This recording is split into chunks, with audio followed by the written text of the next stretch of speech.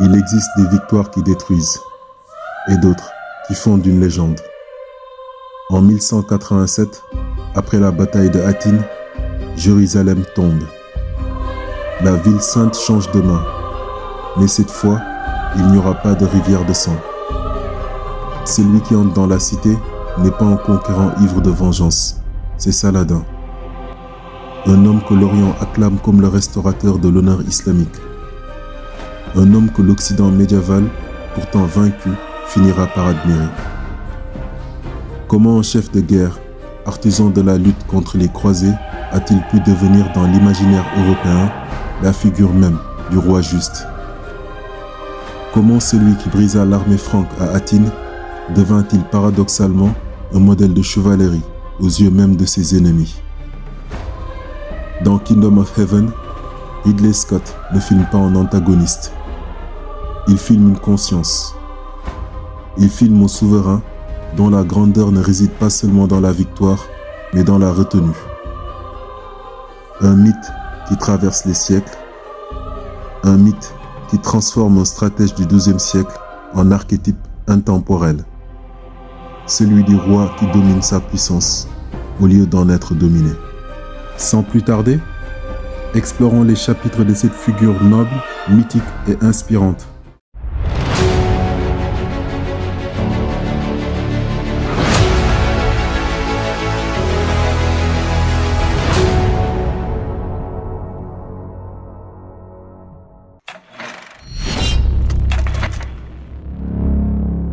Chapitre 1.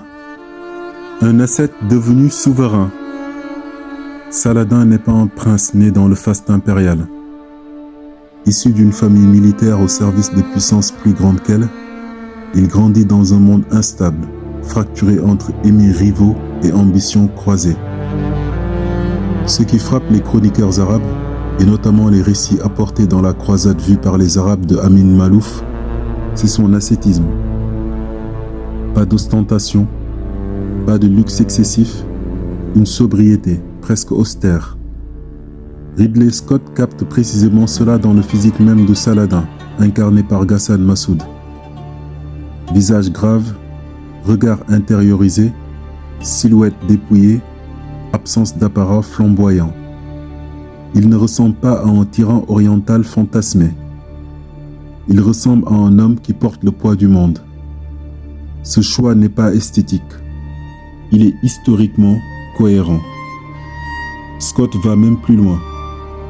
Dans une lecture psychanalytique, les croisés fanatiques représentent l'ego débordé par le ça. Saladin représente l'être aligné sur un idéal supérieur. Il n'est en effet jamais dominé par l'affect.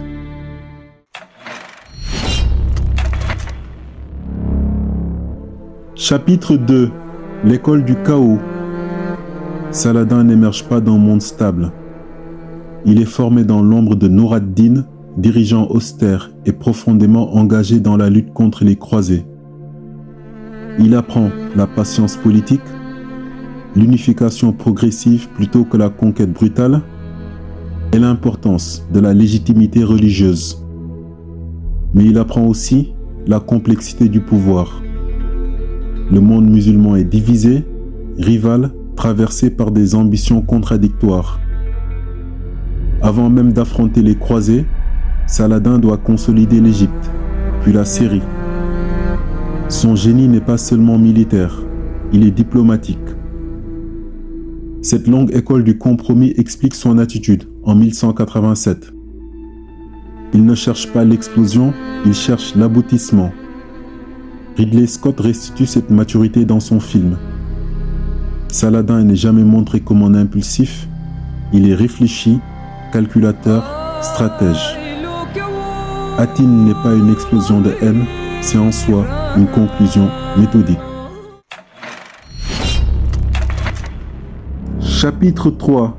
Le symbole. La bataille de Hattin marque un basculement. Saladin anéantit l'armée franque. Le royaume de Jérusalem est décapité.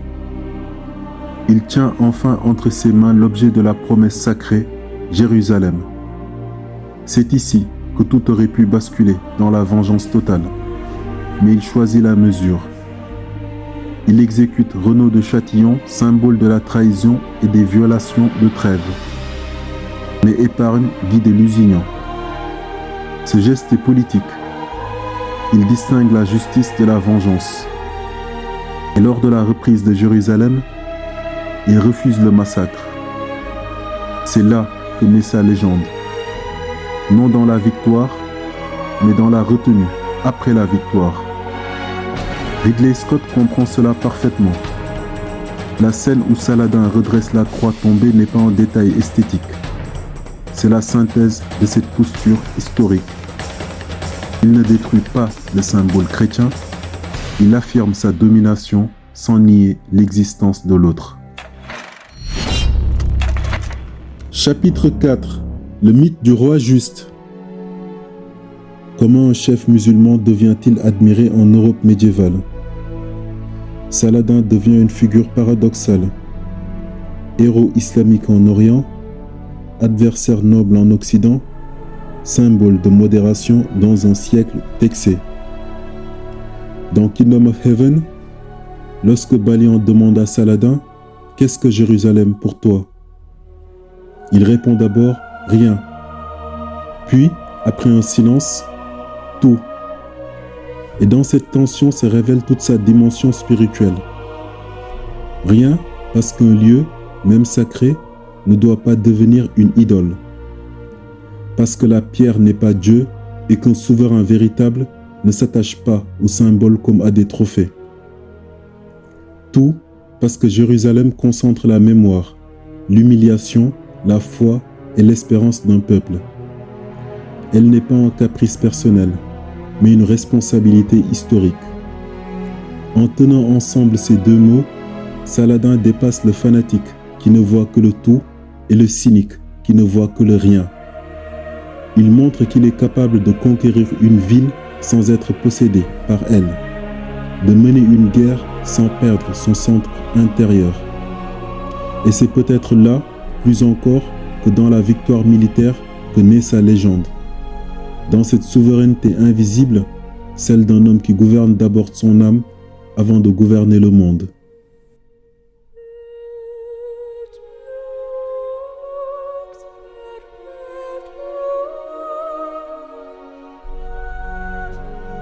Dans Kingdom of Heaven, Ridley Scott a saisi cette dimension intemporelle.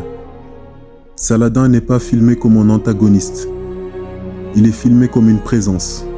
Un roi qui ne crie pas, un roi qui ne parade pas, un roi qui maîtrise.